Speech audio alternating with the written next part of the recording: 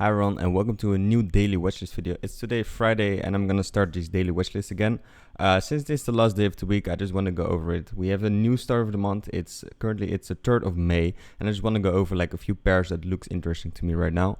So first of all, let's start with euro dollar. First of all, what do we see in euro dollar is that we see some kind of up move from a demand area. So if we go further back, we see we have a larger daily demand area in here and price is simply reacting to it.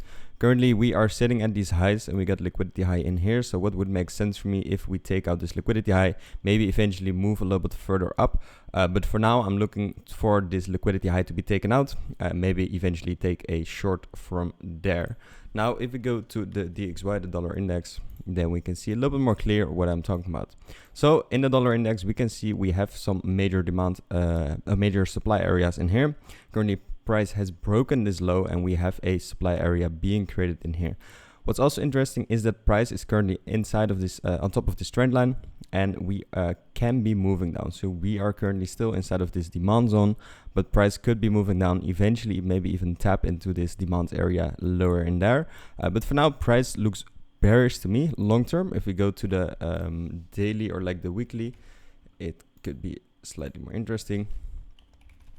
So let's go to the weekly. What do we see in the weekly is that we came out of this demand zone in here. So we see a major shift in trend right now. So we had some lows in here being broken, then eventually broke this trend line, creating a new high, creating new demand zone, and price is shifting upwards. So what I want to see is this demand zone in here being held and eventually even breaking this supply zone in there. This is not a major supply zone. So what would make sense for me is if the dollar starts moving up again after breaking this trend line, after touching that demand zone, maybe eventually break this low in there, but from there start moving up. So for now, it would make sense if price will stay in this range for maybe this month, maybe until next month, but eventually I am anticipating that this move, this high will be broken, and yeah, we're gonna move further up. But for now, let's go to GBPUSD because we can still take some nice trades on GBPUSD. It will be a little bit the same as EURUSD, right? So we have some highs in here that can be broken. We already touched this one like for the second time. We're gonna hit it probably for the third time. But what I'm looking for is this high being broken and maybe eventually take a short from this area and there. So for now, since the DXY could be bearish, the GBPUSD could start moving up. Simply means if the dollar is bearish, that the pound will get stronger or other pairs can get stronger compared to the dollar. Not every pair has a strong move. Like for example, like on EURUSD, or it always depends on the pair you're trading. But for now, let's keep it simple. I'm just waiting for this high to be broken basically, and eventually just take a short from there. Maybe probably on Monday or Tuesday. Like for now, it doesn't look like it's gonna break it today. Now let's move on to AUDUSD, and on AUDUSD, what do we see? Is we have kind of a similar move. AUDUSD is a little bit more strong. Like we came out of this demand zone in there, and we are currently residing in this supply zone. I'm waiting for it. If we can get like a small change of character inside of this supply zone, inside of this 4-hour supply zone, that would mean we already touched this daily supply zone for the second time. We broke this low in there and we created a new supply zone. Would make sense for us if we can just get a change of character, get like a short from there, and trade it to the downside basically. So if we look at the bigger overall picture, we still have some supply zones in there, but this is basically liquidity for me. All these highs in there can be broken easily, and if we start moving up, we are going to hit this supply zone. So for now, I'm looking for shorts to take it a little bit to the downside. But yeah, since the dollar is pretty bearish, would make sense for me if we maybe eventually just hit this supply zone and take a short from there, take out this liquidity high in there, like maybe get like a sweep like EURUSD and GBPUSD, and after that just take a short from there. Now let's go to NZDUSD, and NZDUSD is also showing a similar move.